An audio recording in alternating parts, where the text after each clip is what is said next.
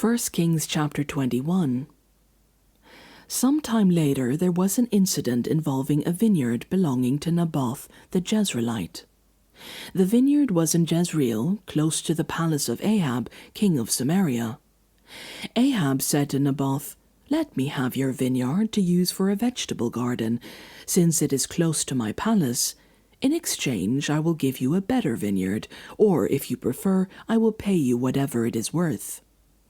But Naboth replied, "The Lord forbid that I should give you the inheritance of my ancestors." So Ahab went home sullen and angry because Naboth the Jezreelite had said, "I will not give you the inheritance of my ancestors." He lay on his bed sulking and refused to eat.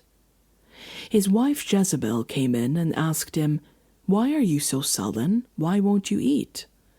He answered her, "Because I said to Naboth the Jezreelite, 'Sell me your vineyard, or if you prefer, I will give you another vineyard in its place.' But he said, 'I will not give you my vineyard.'" Jezebel his wife said, "Is this how you act as king over Israel?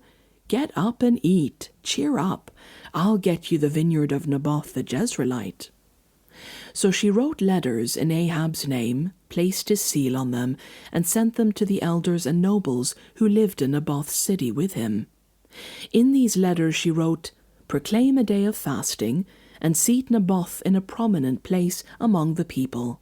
But seat 200 scoundrels opposite him, and have them bring charges that he has cursed both God and the king. Then take him out and stone him to death." So the elders and nobles who lived in Naboth's city did as Jezebel directed in the letter she had written to them. They proclaimed a fast and seated Naboth in a prominent place among the people. Then 2 scoundrels came and sat opposite him, and brought charges against Naboth before the people, saying, "Naboth has cursed both God and the king." So they took him outside the city and stoned him to death. Then they sent word to Jezebel, "Naboth has been stoned to death." As soon as Jezebel heard that Naboth had been stoned to death, she said to Ahab, "Get up and take possession of the vineyard of Naboth the Jezreelite that he refused to sell you. He is no longer alive but dead." When Ahab heard that Naboth was dead, he got up and went down to take possession of Naboth's vineyard. Then the word of the Lord came to Elijah the Tishbite, "Go down to meet Ahab, king of Israel, who rules in Samaria. He is now in Naboth's vineyard, where he has gone to take possession of it. Say to him, 'This is what the Lord says. Have you not murdered a man and seized his property?' Then say to him, 'This is what the Lord says. In the place where dogs licked up Naboth's blood, dogs will lick up your blood, yes, yours." Ahab said to Elijah, "So you have found me, my enemy." "I have found you," he answered, "because you have sold yourself to do evil in the eyes of the Lord." He says, "I am going to bring disaster on you. I will wipe out your descendants and cut off from Ahab every last male in Israel, slave or free. I will make your house like that of Jeroboam, son of Nebat, and that of Baasha, son of Ahijah, because you have aroused my anger and have caused Israel to sin."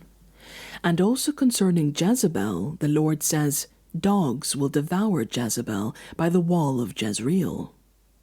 Dogs will eat those belonging to Ahab who die in the city, and the birds will feed on those who die in the country.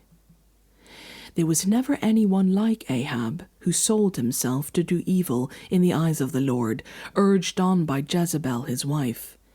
He behaved in the vilest manner by going after idols, like the Amorites the Lord drove out before Israel. When Ahab heard these words, he tore his clothes, put on sackcloth and fasted. He lay in sackcloth and went around meekly. Then the word of the Lord came to Elijah the Tishbite, "Have you noticed how Ahab has humbled himself before me? Because he has humbled himself, I will not bring this disaster in his day, but I will bring it on his house in the days of his son."